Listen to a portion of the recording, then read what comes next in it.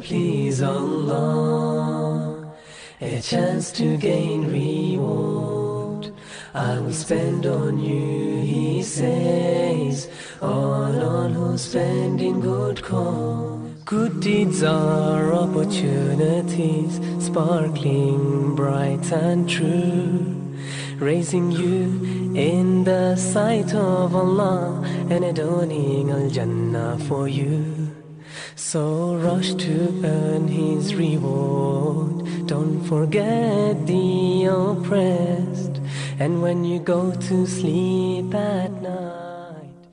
Bismillah, alhamdulillahi rabbil alameen, wassalatu wassalam ala rasul al-kareem, wa ala alihi wa sahbihi wa man tabi'a sunnatahu ila yawmiddin.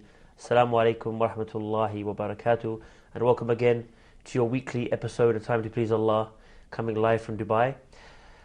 And it's another week, another show, and our long-lost co-host. I had this little joke I cracked last week that Gabriel Al-Romaani was roaming around Romania. Okay. I was quite impressed with it, but the others seemed to give a bit of a fake laugh. But yeah. Okay. So you finished roaming around Romania. Yes, alhamdulillah. Alhamdulillah. And I believe that's what we're going to. We're going a bit different today. We don't have a guest today. Yeah. And you're going to share with us, inshallah, your experiences in Romania, inshallah, and Muslims and Islam and Dawah and the whole kind of package, really. Yes, inshallah.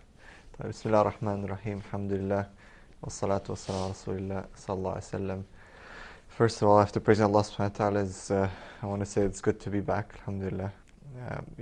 Even though Romania is like my home country, or where I was born, home is where you make it, right? So I'm really happy to be back, alhamdulillah. And I wanted to share in my experiences of my travel, because I think they're quite important in terms for people to understand, especially now that there's a growing Muslim Romanian community, especially those who are outside of the country.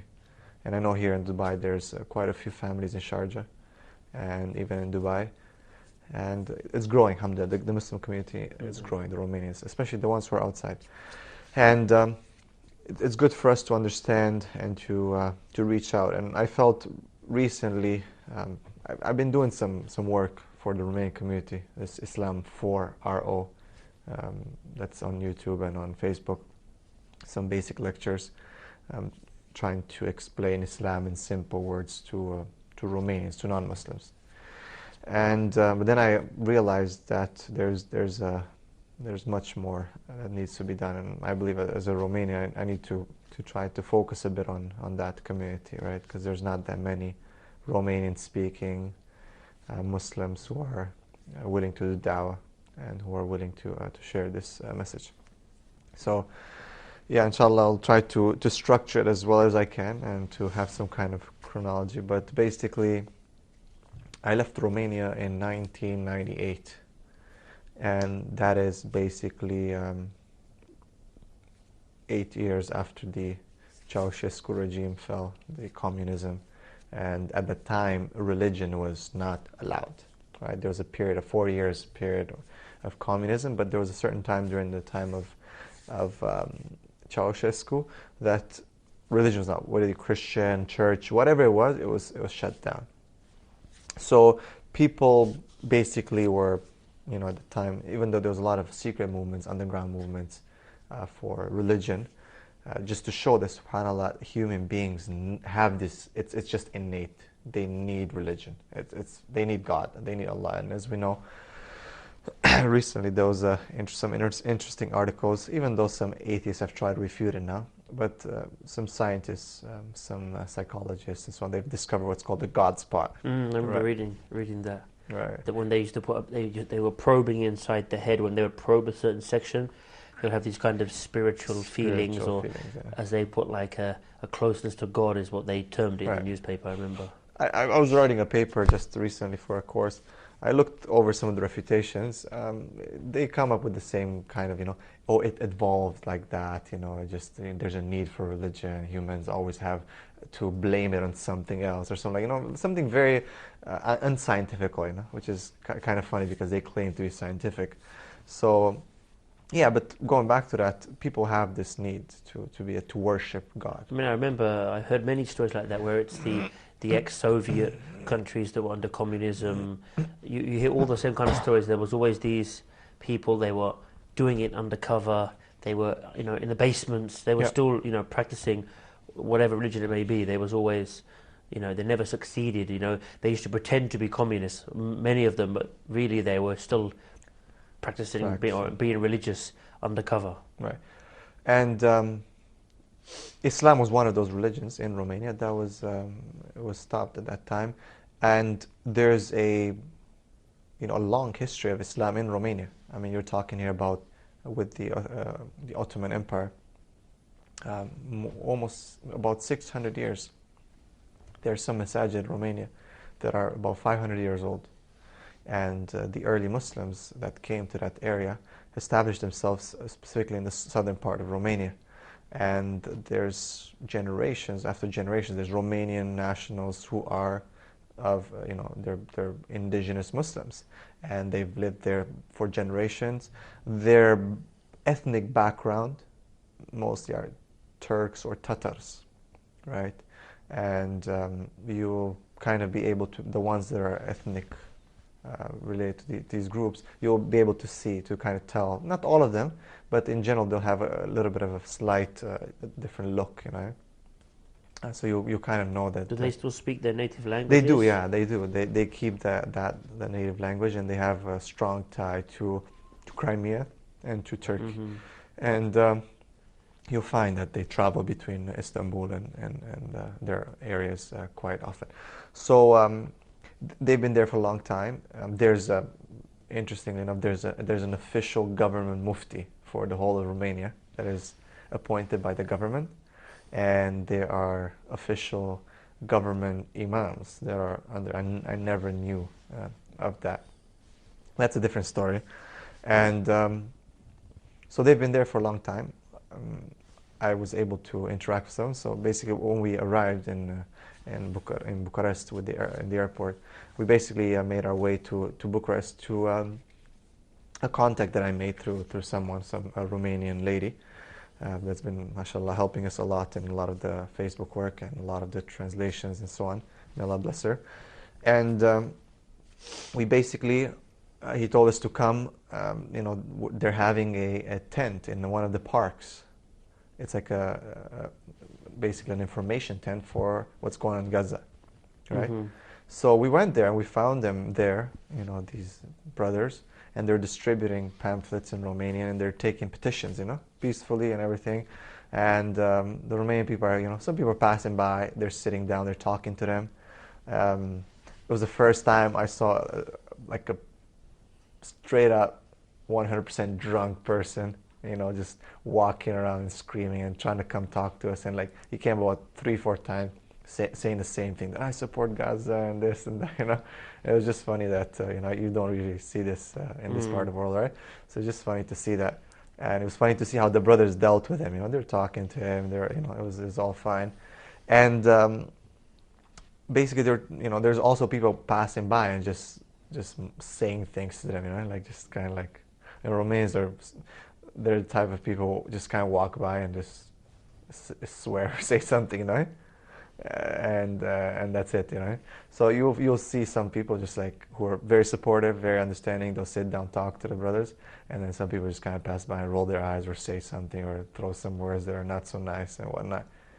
Then we went to an area, and it was basically a neighborhood that was populated by a lot of Arabs. So you can actually tell there was like Arabic restaurants, and there was masjid. I went there, alhamdulillah. I met some of the brothers. I was able to speak to some of the brothers, sit down, and they've been there for like 10-15 years. Yemeni brothers or Iraqi brothers who are married to Romanian ladies, have children who speak Arabic and Romanian, which was very, very cool to see. And I was able to basically just to get a breakdown of what's happening in terms of da'wah. These guys are part of a certain organization that are recognized by the government of Romania and by the Romanian people. But what was interesting was that they're called a cult. And that's something I can't get over and I can't really understand. Islam in Romania, it's not classed as a religion? No, it's called classed a as a cult. As a cult. And I need to research more on this, and I've been talking to people, but it's called a cult. It's called the Islamic cult. And, there's certain restrictions that I found out that, they're not really allowed to give dawah openly. They're allowed to do their activities. They're allowed to, raise information about Gaza or something like that. But they're not really allowed to do dawah openly. And the brothers were telling me that there's like a 3-year jail sentence. I did some research on that because later on through my trip, I found a lot of Jehovah's Witnesses, through Romania giving dawah. So I asked them, I'm like, is dawah allowed or not, or what's happening? They said, no, it's not. So it was a little bit of contradiction. I didn't understand properly whether, is it just for the Muslims that you'll be jailed for 3 years if you give dawah, or is it for anyone? It might possibly be, because if they're considered to be classed as a cult, then there's a very big chance that those cults are always looked at as some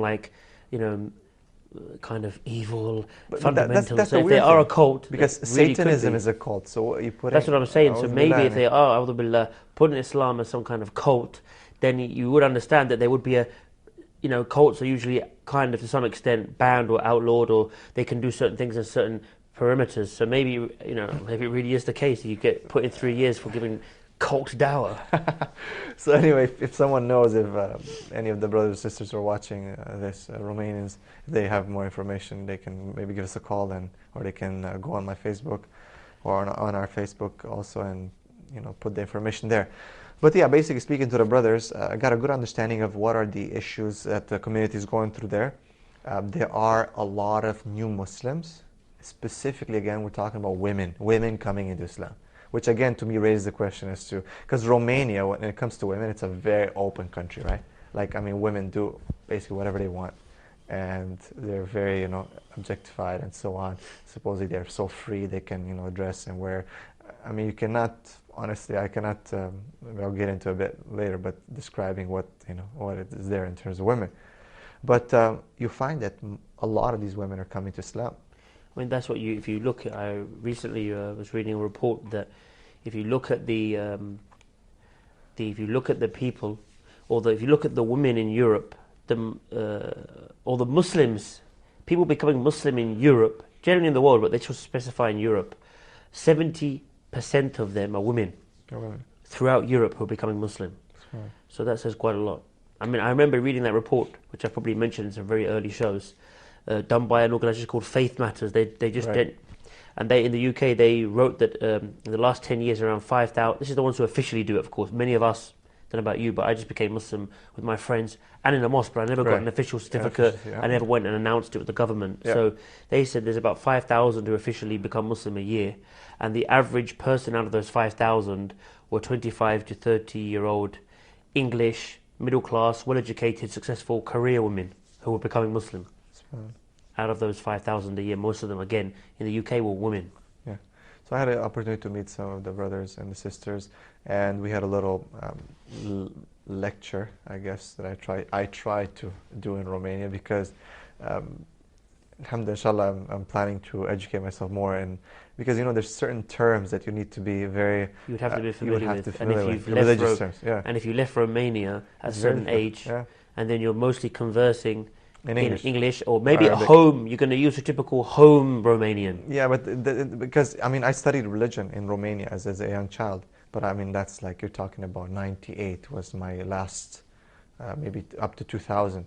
But from there on, it was just strictly English and then Arabic, So obviously, so I tried to do it. It was very difficult. I was telling the guy next to me, the brother, we were talking in Arabic. He's the enemy brother. I said, I'll do this better, and I can, in Arabic than in Romania, which is my native language.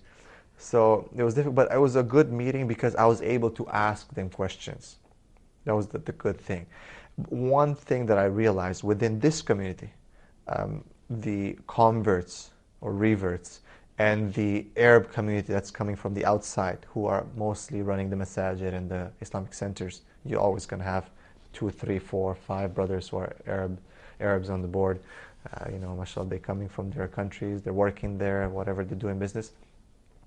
I found that most of their issues, their problems, are the same as the problems we have back in the West, Canada, UK, or even here. You know, the youth, the issue of hijab, the issue of the families and so on. Basically, you know, maybe one thing that would be different, but everything else was pretty much the same. It was the same problems. I've also asked them, why do they think that Romanians might reject Islam?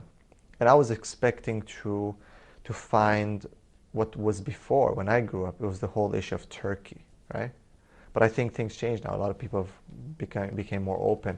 And I didn't get that answer. Most of the answers were around that people, you know, they're very cultural. They just, you know, they're by religion, whatever. They're Christian Orthodox, so they like that. They're just, you know, they don't know anything about it. By the way, very very little do they know about their own religion, but they're just culturally, you know, Christians, and they have this, you know, this ignorance about Islam. They're very attached to their life. Post communism. Romania really opened to the world when it came, you know, TV channels poured in, different, you know, so the westernization just took place. So past 90, the new generation is totally brainwashed by the TV. I mean, you'll find, you know, walking, talking, you know, TV imitations, you know, like you would find here sometimes, you know, and that's the only thing they know. They even lost, a lot of them have lost the Romanian traditions, you know, that they were there and they were embedded in the culture at the, you know, at the time, which are quite Eastern, you know, because Romania is very close to Turkey. There's a lot of influence. So, you know, Eastern Europe is different than Western Europe. So there's a lot of traditions and cultural, you know, things that we had before in terms of respect and family that are disappearing now. They're almost non-existent, you know. So that was something, you know, interesting to see. But yeah, it seems even when I discussed with people on the street, they never said anything or asked anything about Turkey or this or that, or, you know, you guys are this or you guys are that. It was basically straight to the point. So after that, after Bucharest, basically that's probably the best part of the trip was going towards the southernmost part of Romania, which is where the indigenous Muslims are. I've got a question. Yeah. As you were going around Romania and like Bucharest, for example, you went with your family, obviously. Did you feel that you were getting like, did you get any racist comments? Did you get any funny looks? Did you get anyone say, go back to where you came from, that kind of stuff? Not go back to where you came from, but yeah, we did get our fair share of funny looks. One thing that might have eased tensions were that, and I'll talk about, is that we were with our kids, and at the same time, a lot of, like, it would be, a few times we walked on the street and we passed by nuns. And my wife was dressed in black, and I'm not even kidding you, it was like you couldn't tell, you know, that these are not Muslim. So they even like would look at each other and like kind of smile, you know. And I don't even know if they knew that she's Muslim or not, because I'm having, you know, a beard, and you find a lot of the priests. I met a guy who was a priest, and he's like, he was wearing normal clothes, but I thought that he's, first I was a bit confused. I was like, then I realized actually you could tell. If you look a little bit closer, you'll be able to tell a Muslim from a non-Muslim, even though he might be observing the same, you know, look kind of thing. So a lot of people maybe thought that she's a nun or something like that. But no doubt, when sometimes she would maybe wear not fully black, then people would know, okay, she's a Muslim, and they would have some comments. But we'll talk about this. I guess we need to take a little break, and I'll follow up with this point, inshallah, after this break, inshallah. Time to please Allah, a chance to gain reward. I will spend on you, he says.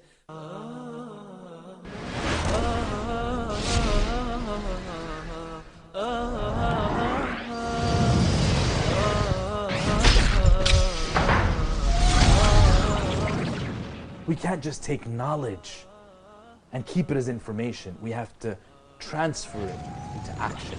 When he got up, he said one thing.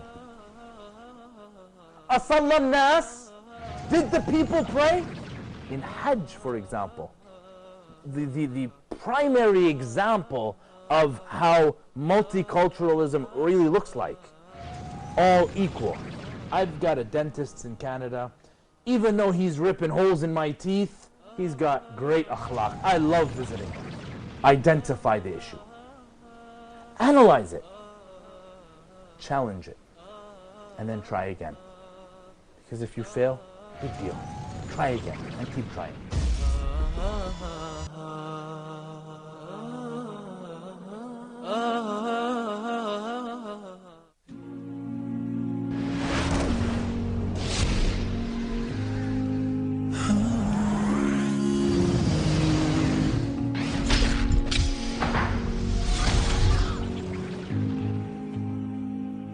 If I think I lost my ablution, but I'm not sure, do I have to make wudu again? Is it allowed for Muslims to visit the graveyard, or is that shirk? Am I allowed to say Jummah Mubarak to someone? Can I get to know a sister before marriage? I have so many questions, and I feel that I've just reached a dead end.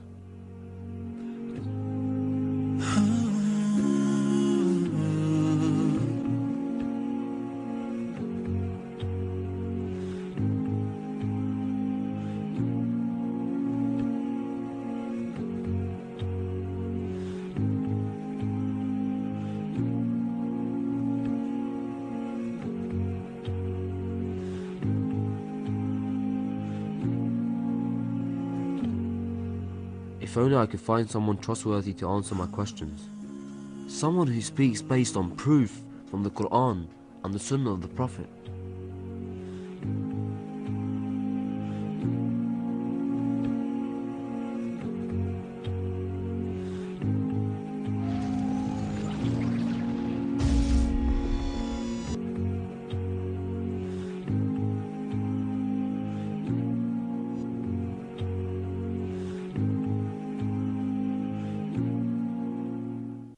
Time to please Allah, a chance to gain reward. I will spend on you, he says. Assalamu alaikum and welcome back from the break. And we were just hearing from Brother Gabriel about his trip in Romania and what Islam. So we kind of touched upon a bit about Bucharest. I mean, just before we went to the break, I'd asked you, did you get any funny looks or insults or what have you? And you mentioned how many times your wife could have even been mistaken for a nun. But you're about to continue, and obviously we have to go for the break. It's interesting that they don't have any issues with nuns, right?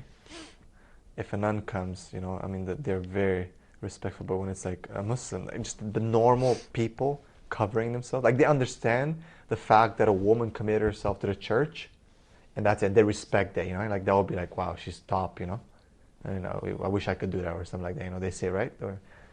But if it's just a normal person living in just normal, not someone who lives in a church or anything like that, because Islam is not a monk type of religion or a monk type of lifestyle. We're not monks. We don't go to some monastery somewhere in the forest and live there, right? It's not like that. We live normal lives. We live in the midst of people. We are social and so on. But if it's that kind of person, just a regular person committing to God, they find it strange. Oh, how come? It's like just any person on the street covering themselves and dressing like that. They think, oh, what kind of life? So they would pass by and be like, kind of in Romania, it's kind of like a mockery, but they say, look at this one, kind of like So I'm very calm. I'm a very calm person, but one time I kind of lost it, So this lady and guy passed by with their family, and they're like they gave it and then look at this one. And I'm like, what's up with this? Okay. But that's the funny thing. I said, Romanians walk by, it's kind of like, and they'll throw something and then I just walk away, Like they won't turn around and face you, It's kind of funny. Not in general that they won't do that. So my wife was like, come on, you should, relax. And I'm like, I know, I relax, but that one time I lost it a bit. Did they reply when you said that? No, they just walked away, They're kind of like, because they wouldn't expect that I would speak Romanian, right? They'd be like, they thought we're Turks or whatever from outside, right? Arabs. So when I said, I kind of said like, ce vrei domne, like it's kind of like very, like they'll know you're Romanian when you speak like that, right? Very authentic Romanian. Yeah. So he was kind of like, he looked around, they both looked around like scared, and then he walked, away. And then my wife kind of like gave it to her. She's like, no, you should, just smile and that's a wave or something. I mean, she was, mashallah, bless her. She was very patient, man. Like I remember in the UK sometimes when obviously it depends on who's there, but if it's your typical kind of what you could class as civilized, Right. you know, English people who are walking past and you can see them staring. I'd see them from far staring, you know, look back as they're coming closer, they're still staring. Oh, look over there, you know. So I would purposely say to my wife out loud as they walk past, you know, I was always taught that it's rude to stare. Maybe morals have changed. Oh. So they would, you know, they'd look away and they'd feel really silly, right? Because they know what they're doing in reality is rude, and that's what they would teach their children and others. Don't stare, it's rude. That's very rude. Good educated, civilized people don't do. Well brought up people don't do such things. So I would purposely say to my wife, maybe morals, maybe standards have changed now, and staring is fine. So they'd be like, they'd feel really embarrassed and look down and continue, you know, rather than saying to them, you know, can I help you? Or like you said, you know, so I'd make these comments to my wife, but they would obviously clearly hear it. That's why one time I was driving to the market. It was just like a street close to the market, and there was these guys on the side selling things, and one guy's like, what are these guys, Arabs or something? So I'm like, I just kind of turn, I'm like, we're Romanian, man. So he's like, you know, again, shocked. But, I mean, going back to what I was saying, yeah, so from Bucharest we went to what's called Dobroja, the area. It's basically the Muslim area. And it's amazing because the first village we hit, you can like start seeing the masajid, right? And it was just, I don't know, it was interesting because it was like 2 or 3 days now I haven't really seen a proper mosque or, you know. And it was just kind of like a pearl, you know, in the middle of the desert. It was like a symbol of Tawheed, right? In the midst of shirk, right?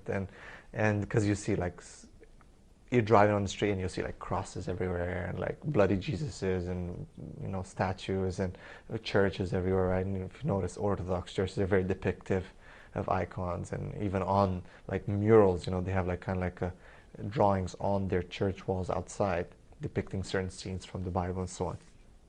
So there's a lot of shirk, you know, it's just packed. So seeing a masjid in the midst of that was just like beautiful, right? So we get there and of course it's closed. So people were, you know, it was just before Maghrib. So people were like kind of looking at us, you know, we stopped the park, we get out, start walking around a bit, people are, you know, kind of looking, you know. Is it the people generally Muslim in that area? They were, yeah. It was probably like, you talk about 80%. And these are the Crimean kind of, the Tatar kind of people? Yeah, Turks, gypsies. And they can speak fluent Romanian? Yeah, they speak fluent Romanian and they speak Turkish. Are they accepted in the overall Romanian society as being Romanian, or they? No, not really? they're not. They're called Turks. But they have Romanian nationality? They have Romanian nationalities.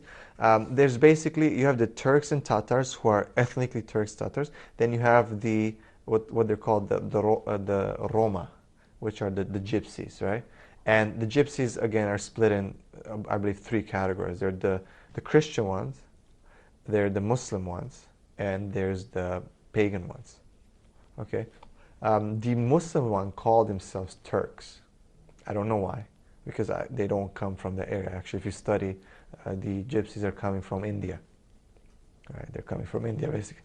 But the Romanians call them Turks. When I asked one guy, I said, you know, do they open the mosque, or? And he said, I don't know, I'm not a Turk. That's exactly what he said, yeah. And he walked away, yeah.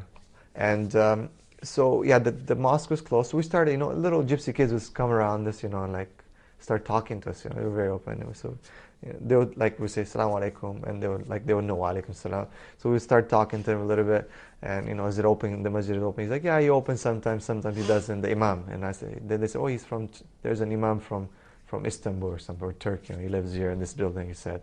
I didn't want to go to, you know, to knock at his door or anything like that. But he didn't come, you know. He said sometimes he comes and doesn't come. He said during Ramadan it was open all the time, you know, Eid and stuff like that. We started talking to some people. SubhanAllah, surprising, a lot of them didn't even know the kalima. They didn't know the shahada. Like we said, you guys know, like, ashhadu an la, they're like, huh? What? You guys know, they were like, no Allah, and their names would be like Mehmed or something, or Fatima, or, you know, like that, but they didn't know too much. We spoke to adults as well. I mean, if you have the imam of the masjid, unless he's been told legally, don't open the mosque. I mean, if he's the imam and he's just being, oh, no one's really coming, I'll just go when I feel like it. I mean, what do you expect? I mean, he's the one who's supposed to be there, the mosque open, inviting the people in. He doesn't have to be on the street giving da'wah, but he can tell them, come and pray. You know, just them seeing the doors open, people will just kind of wondering, you know, more. I mean, what's the point in having the mosque and an imam if it's not open 5 days? I mean, even the smallest of mosques in the UK, if it's a mosque, if it's open 5 days. Even sometimes there's been mosques that have been like houses, and I mean, open 10 altar. people come for each, 5 people come for each prayer because it's Yeah. but they still have it open. No, it was not like that. There was no adhan. Even though they said there is adhan sometimes, there was no adhan at that time. We waited and waited and waited. We were just so desperate that hopefully we'll be able to, walk in and pray. We didn't. We talked to a few ladies who were there, elder ladies. They say, yeah, my kids, they come to the mosque sometimes. They know how to pray. They know how to read Arabic. But I said, do you pray? She's like, just on Eid sometimes. I don't know. Interesting, they're all wearing kind of like long dresses. They're not like abayas, black, or they're colored, almost like you would see in India, the dress in India. But even the young girls will be wearing that, which is interesting because I talked to some of them. They said it's a shame for us not to wear that. I remember even the gypsies, because a lot of them came over to the UK, they would also dress like that, these long flowery dresses and stuff. Yeah. They would. So they were saying, like, I asked them, why do you dress like this? They said, well, it's our shame. We shouldn't not cover and so on. Even the non-Muslim ones, they still keep that tradition. Even they wear hijab. And I was talking to a beggar in one of the cities. My wife and I were talking to her, and she was 17, and it's very popular for them to get married very early, 15, 14, like this, right? 13. They have kids. She had a kid. She was 17, and she had a 1-year-old boy. And she was like wearing, and hijab too. She was like, we can't show our hair or whatever. She was not wearing it properly, but she was saying that she can't show her hair and that. And so we spoke to them. They're very approachable because usually when we're in Romania, we're taught that gypsies are like, stay away from gypsies, right? Like, you don't want to have nothing to do with that. It was funny though. My wife pointed out that the old lady was passing by some girls that were talking to us, and she said, be careful that they don't steal you. Like we're gonna steal them, when we grew up, they would tell us, be careful that the gypsies don't steal you, right? So it's just like stereotypes and, So the boogeyman is no longer the boogeyman is the Muslim guy, yeah? the Muslim guy, yeah. So it was funny. I mean, the propaganda that, people launch, usually it's always so wrong, And, but they were very approachable. They're much more approachable than just the normal Romanian people, That's what I noticed. And a lot of people, when I put that on Facebook, some people didn't like that. It was so funny. So that type of mentality that happened in the 80s and 90s, late 80s and so on, where, the gypsies were very, very much ostracized, and they were discriminated against the Romanian, and even on many occasions killed, right? They didn't have papers, they didn't have any traces, stuff like that. So they're considered, they're put in ghettos or stuff like that. So are they still not considered? Do they still have nationality? They don't have nationality. A lot of them have nationality now, and they've moved, to. I mean, you have to understand. There's different. There's the beggar class. There's the shatra, which are like, it's basically a group that goes and moves around. It's kind of like a Bedu type of, life that they live. But there's not too many of those anymore. Those are, and then there's the ones who are very wealthy, and they have a common king, which is kind of interesting. Yeah, they I have saw a one documentary king. one time about that. Yeah, but it was like a chubby guy, I think, short and chubby. I remember seeing the documentary. And their leaders, usually they're called, just to kind of to see even that their origins are Muslim. Their leaders are called Buli Basha, from Pasha, which is yeah, there. And Egyptians, they still say Basha, right, to people. And when they get married, for example, they have the mahr, and I mean, there's a lot of customs that are very Islamic, and it was very interesting to see and mix. But again, yeah, going through all the villages, you would see. I mean, that was so beautiful. You just drive in the village and you just see the minaret, and villages that I actually visited before. As I grew up, I would go to like the seaside, and actually stay. But I never noticed. So maybe I didn't go in those areas. I never even knew actually there was Romanian Muslims till 2000 and maybe 5 or 6 after becoming Muslim. I never knew that. But yeah, alhamdulillah, I was able to go around, able to visit. The next day was Friday. So we kind of drove in the morning through the villages again to look for different masjids. So we just go and take pictures there, and most of them were locked. We noticed that all the masjids it would say on them, Turco-Tatar Association of Romania. So it was Jummah. Alhamdulillah, we went to one of the masjids, and it was Jummah time. Walked in, and found about 7 or 8 people. That's it. All of them over 60 except the Imam, and he was probably about in his 20s, late 20s, 30s, and he was sitting on a chair in the middle, and they were sitting on on desks, kind of like not desks, like benches around. And there were two guys that looked different. They were like not, you could see they're outsiders. And they were, I guess, after I asked them something in Romanian, they didn't know how to answer, so I guess they were Turkish. Because they were, and basically what they were doing, there was some kind of some dhikr, and the Imam was doing some check marks on a paper or whatever. And so I was a bit confused. I didn't know what's happening because it was time for Jummah, right? So I'll be very honest. I was confused as to what's happening. Then they would start reciting some dhikr and then some Quran. He was reciting Quran, and they would start reciting some dhikr on certain ayats. And then they made the adhan, first adhan, and then we started praying. There was, there was a lot of things that were not from the Sunnah. Let's just leave it at that, right? That was to put it in a nice way. Something interesting I noticed was that the Imam prays on a stage. It has to be above everyone else, above the ground. I'm not sure. I haven't come across anything like that before in all my travels. And the khutbah was in, the beginning was in Arabic, and then an ayah and a hadith in Arabic, and then he opened a book and read about a page and a half in Turkish. And then we prayed, and there was some kind of food after. There was a praying space for ladies upstairs, but there was no women that came. There's some women who were serving some food after. And then I talked to the Imam a bit. Right away after the prayer, he saw me and he's like, "Oh, where are you from? And when did you convert to Islam?" That's like the first thing. He can speak Romanian? Yeah, fluent. He was like, "I can speak better than me." And I asked him, how long have you been here? He's like, "All my life." He's like, "I was born here." And he's like, "My parents were born here. My grandparents were here. My great-grandparents. Everyone's born here." He's like, 400 years. So I said, "How come there's no people coming to the masjid? There's only 8, 9 people, whatever." He said, "Oh, in Ramadan people are coming." And he said, "Don't worry, it's going to get better." I said, he was kind of like, he was not very affected by the fact there was no people coming. It was interesting to see the Muslims. Everyone was wearing pants and shirt and kufi or topi or whatever. So when I walked in first, it was weird because and then I'm walking and everyone kind of stopped and looked at me. Right? It's like one of those silence pin drop. That's exactly what it was.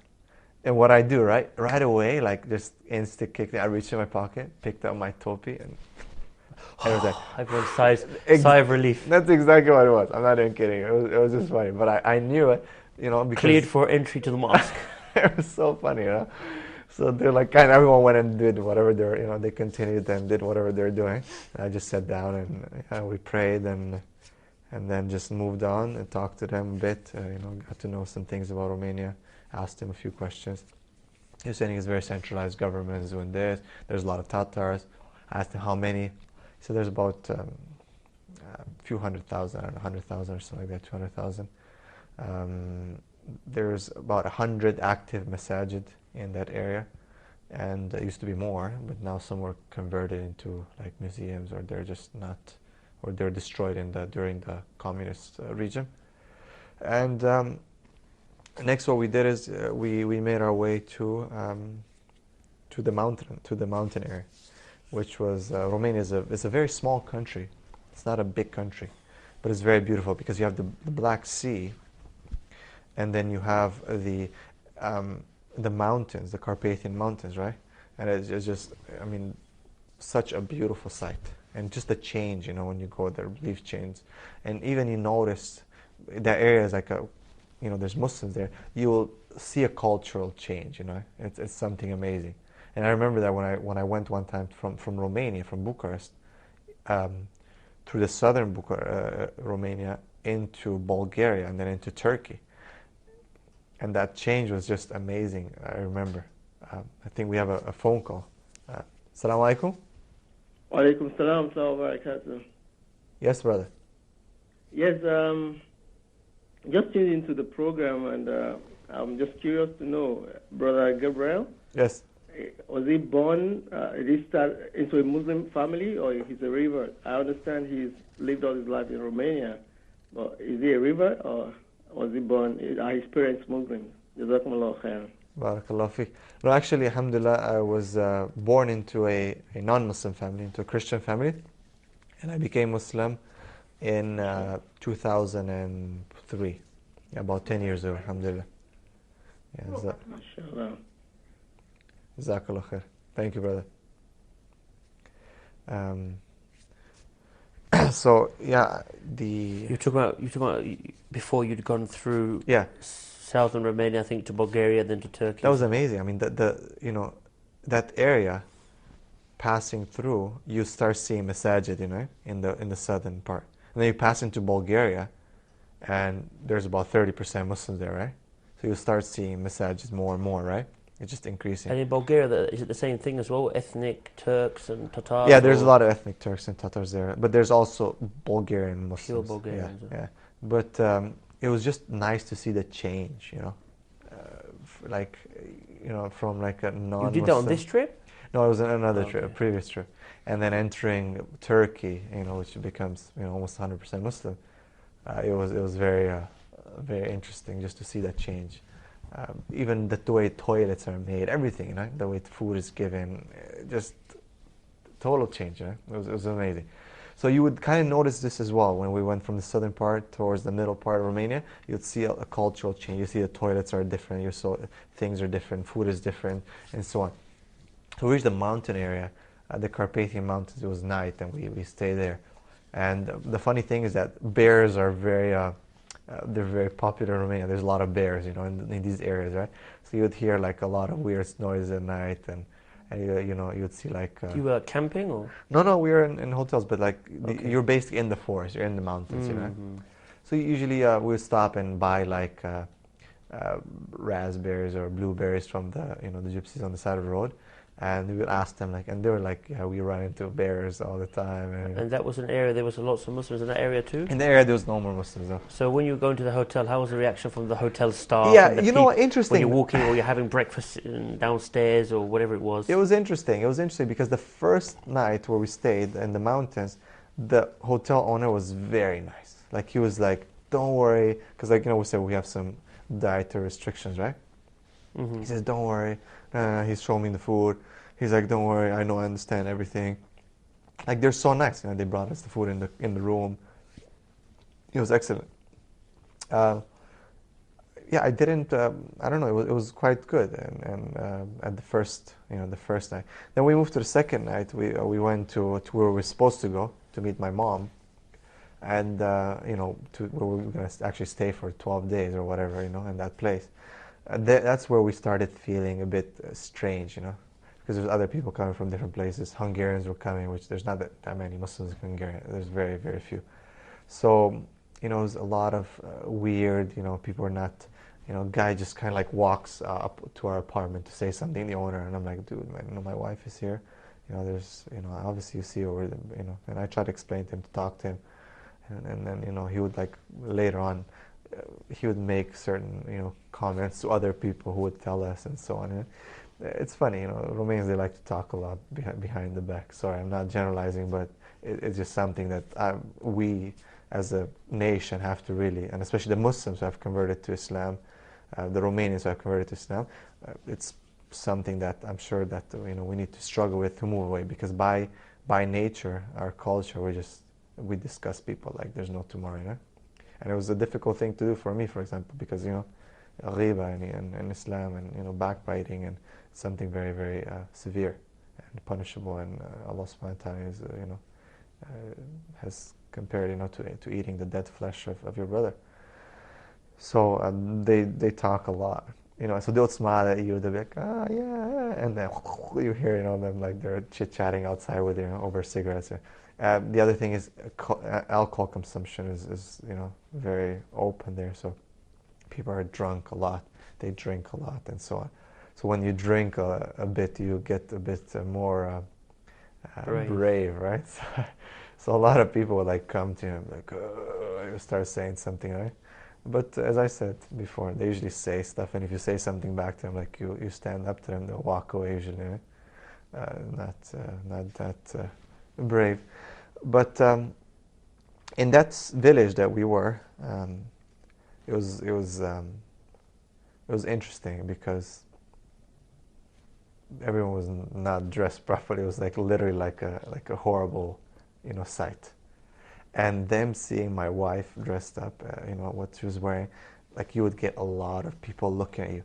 And just, subhanAllah, something very important, just being a Muslim, just acting like a Muslim, just, looking like a Muslim, which is so important.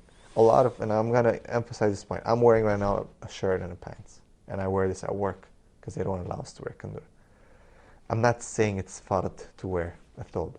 A lot of brothers will bring up the argument, research it, the thobe is not, the sunnah. But I'm not saying that exact thobe is sunnah, but the thobe meets the requirements of the sunnah, of the sharia requirement.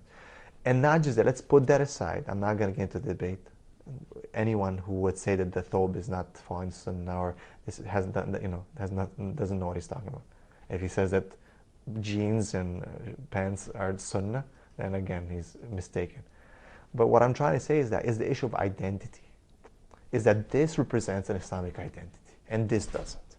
Just straight up, this is an issue of a psychological issue of who you are and what you are representing.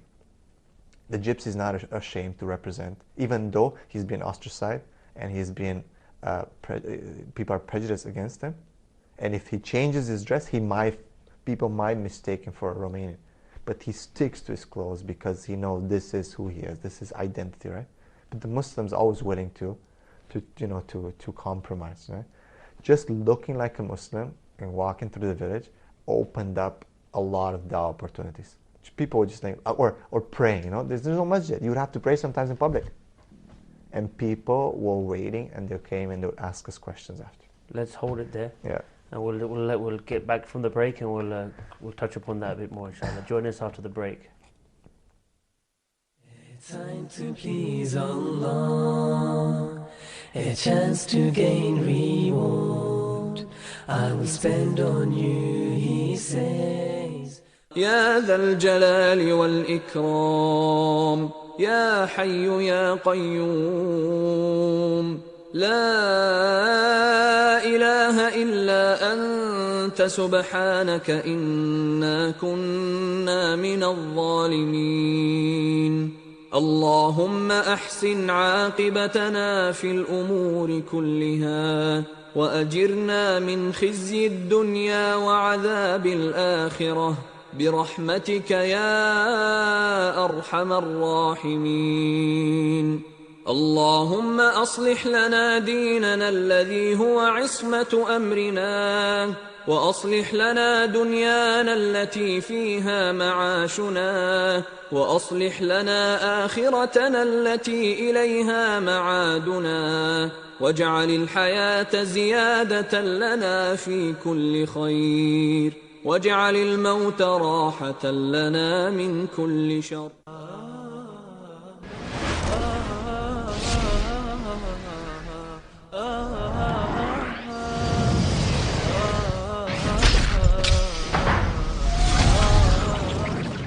We try to recap what we do here at Huda TV for the past week, and we try to share with you some of the latest news that is happening behind the scenes here at the station.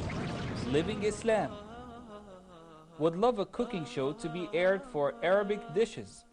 Also more programs for children regarding manners. We want to go ahead and take a look at our YouTube page right now and see how it looks as it stands.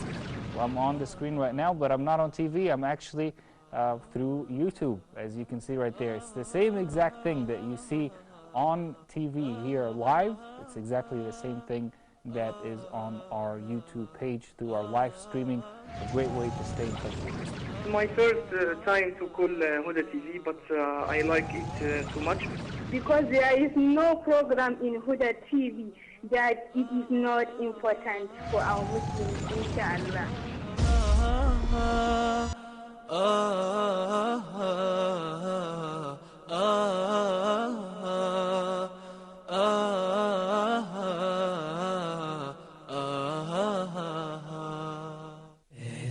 to please Allah, a chance to gain reward, I will spend on you, he says.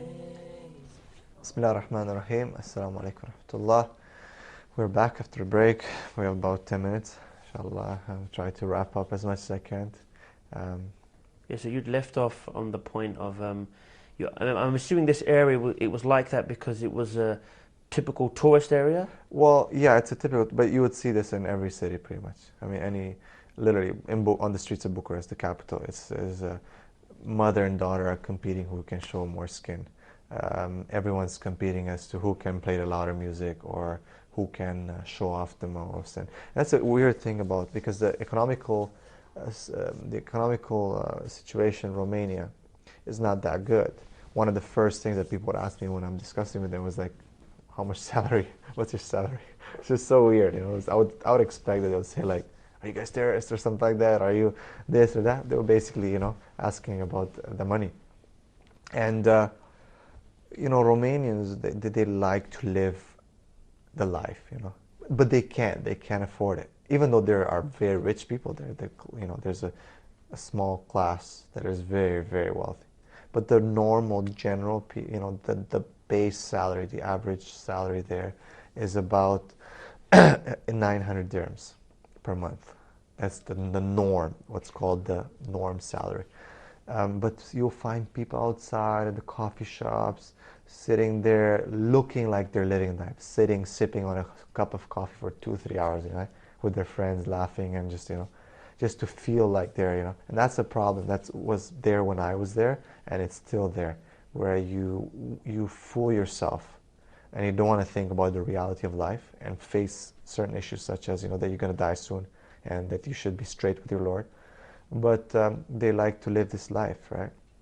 So it's throughout all the cities, but specifically in that city, because it was a tourist area for the treatment and the salt mine. There's a lot of people there, and yeah, people would look at us, but they would approach us when they would see us that we're Muslims, that, you know. And my wife started talking to people, and I would talk to a lot of people, and it opened up a lot of opportunities where we left books. And I wish I'd had more books and more dawah material with me, but I wasn't expecting that I'm gonna, because people told me that the people there don't like to receive pamphlets. Why? Because the Jehovah's Witnesses kind of messed it up, right? Because, you know, they go like door to door and they kind of push people, right? So they said since then, it's like it's been a period where like Romanians are totally like ticked off, you know, and they don't even want to see someone waving a pamphlet in their face, right? So I try to give to the ones that I really had some good discussions with. They're mostly Romanians or a mixture? No, in that area, or it was, believe it or not, yeah, the people who were coming from outside were Romanian. But the people who live there in that area are Hungarian, and they can't even speak Romanian. Can you speak Hungarian? I can speak, and I had the ability to practice a bit when I was there. I grew up speaking it, but I forgot a lot. But I understand everything. But was it good enough to give dawah? I had to use it. I did use it a bit, but not good enough to get dawah. Even in Romania, I'm having hard times giving dawah, you know. But I did have to use it quite a few times. So did they click that maybe you have some Hungarian roots or something? Did that help in the dawah? Yeah, that must have opened them up a bit. Like, you have Hungarian roots. They're talking about that a bit. But it was interesting to see that this place is like secluded almost from Romania. It's like its own country. It's so weird. And they call it the country of Secui, you know? So it's kind of like an enclave. Yeah, and it's basically, there's people there they can't speak a word of Romanian. Not even one word. Nothing. It's just Hungarian. So it was interesting. But as I said, just being a Muslim, just looking like a Muslim, people would approach you. And that's why I believe that it's such an important part of our identity, our Muslim identity, to look like Muslims. And the woman usually has no way out, right? She has to wear hijab. And hijab is not just covering your hair. A lot of people don't. Because usually in Bucharest, and subhanAllah, all cities that I've went through, whether it was Brașov or Bucharest or wherever, and it's just driving by, we would see some Muslims on the street, which means that they're there, you know? I mean, if you statistically would weigh that what's the chance of someone just driving through the street for a few hours in a city and seeing Muslims, at least 2 or 3 Muslim families, that means there's a Muslim population, you know? But you would see sometimes, you know, the normal, or not normal, just cover hair and tight jeans, right? So people don't really have an issue with that, right? They're kind of like, whatever, you know. But it's the full hijab, the real hijab, you know, proper, long, you know, that people would like, you know, look at or think it's out of the ordinary, right? But you know, that's something that we need to understand as Muslims, that we need to display our identity. Everyone else is doing it. I mean, there's, you know, in Romania, for example, there's goths, you know, these gothic, right? So many youth are into this movement. I mean, they look scary, to be honest. But no one cares, you know, no one's gonna, and they're not shy about it. Other people are dressed in their own ways and so on. There's so many different fashions. Why are Muslims ashamed and they feel like they have to integrate into, you know, the existing fabric of the country, which changes every year, and they, you know, they have to violate the rules of Sharia in their dress in many instances, because they feel like, you know, if I dress like the people, you know, we should dress like, yes, the Sahabas dressed like the people when they went, but you have to understand that the dress of the people that they assimilated at that time was not violating the Sharia. It was not showing your tummy and, you know, everything else in the body, and then you're covering your hair, and I'm a Muslim, or not covering anything because we should be like everyone else, you know. It's not like that. When the Sahabas went to Iraq, or, you know, in Basra or other places where it says, you know, they're wearing, you know, proper, the Christians at the time, whoever's there, they're wearing long dresses. They were covering their bodies. And even if they're going to a different place where they're not, Sahabas were not adopting that, you know, those type of cultures, you know, and that's a total, you know, wrong concept, you know. It's a fallacy to believe that. So definitely we had a lot of good experience. I was able to speak to a lot of Jehovah's Witnesses. They seem to be doing a lot of dawah in Romania. Almost every village, or everywhere you go, you'll see like one of these Jehovah's Witnesses houses, you know. And they're sponsored by American organizations, I believe. And I did meet them on the street, and they were sitting there in their suits or whatever, you know. They're nice dressed, and they're having books and distributing books and pamphlets. So they're out there and they're doing that. I've also seen old women, Orthodox Christian women, doing dawah on the street and giving pamphlets to people and talking to people in certain areas. So we had discussions with certain people. It was very interesting just to hear what they have to say, and then for me to tell them. And they're actually very open to Islam, and they wanted to know more. So with these people, I tried to leave some kind of contact or some kind of books, you know. And again, I didn't go with the purpose of giving dawah, but Allah subhanahu wa ta'ala opened up, you know, many opportunities to be able to speak to people about Islam. And people would kind of know, like, you're Romanian, why are you Muslim, right? So I would say, you know, I became Muslim, this. So, you know, he would like kind of tell me the story. Something very interesting that I want to end with was the fact that just having my wife with me and the kids kind of like eased things, you know. Because it seems that when the people see the whole family, the whole, you know, they're more friendly, and they're willing to approach you more, or they're not, you know, like no one. I didn't get even one person to say, what about, you know, this Syria? What about Iraq? What about this 9/11? What about that? What about? No one got into the issue of terrorism or saying you guys are extreme or you guys are doing jihad or anything like that, you know. No one got into these things. And I'm not sure if it was just, you know, whether they just didn't have any knowledge of that, or whether it was just the fact that, you know, they saw a Muslim family, and they felt comfortable speaking, you know, and approaching. Usually when I'm by myself, when I travel by myself, people are a bit more, you know, they see a bearded guy, you know, they're like, I don't know. But I think, I don't know, when I was with my kids and my wife, people were a bit more, you know, comfortable in approaching us and speaking to us about Islam or asking us questions, right? And it was overall a very, very, you know, good experience, good opportunities. I believe we need to do something about, you know, really bringing about more dawah into Romania. I think people are ready, people are looking for it, and definitely things with you know, the Romanian people are not happy with the religiosity that's happening in the country with their spirituality level. I mean, it's just culture. It's just culture, you know.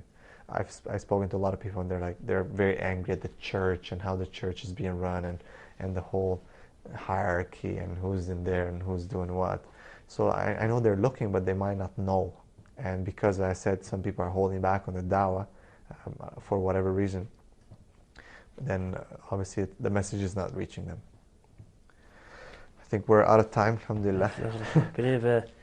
Been interesting, mashallah, hearing the a bit of background about Romania and the Muslims there and the demographics and mashallah.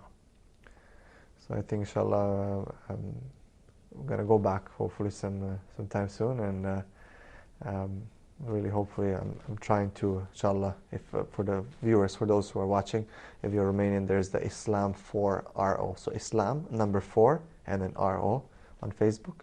Alhamdulillah, I just see that now we reached about 1,000 followers, alhamdulillah. So, and we're going to put up some shows, inshallah, more shows. There are already a lot of things explaining Islam. And alhamdulillah, there's, I'm going to put some books, and even on the Iqra, ICRAA.org, we have a section for Romanian books, inshallah, Romanian translations of books. So you can visit that, inshallah. And we're out of time again. And inshallah, next week we will be here again, same time, same place. And inshallah, same host now for a good time, inshallah, with probably another exciting guest. And I think not this next week, but the week after, we're probably going to have a really exciting show. There's some brothers coming from Canada, and it's going to be a pretty cool show because they have some cool stories. Inshallah. طيب, جزاكم الله خير. Inshallah, we'll see you on Thursday. Assalamu alaikum wa rahmatullahi wa barakatuh. Time to please Allah, a chance to gain reward. I will spend on you, he says, all who spend in good cause. Good deeds are opportunities, sparkling bright and true, raising you in the sight of Allah and adorning Al-Jannah for you. So rush to earn his reward. Don't forget the oppressed.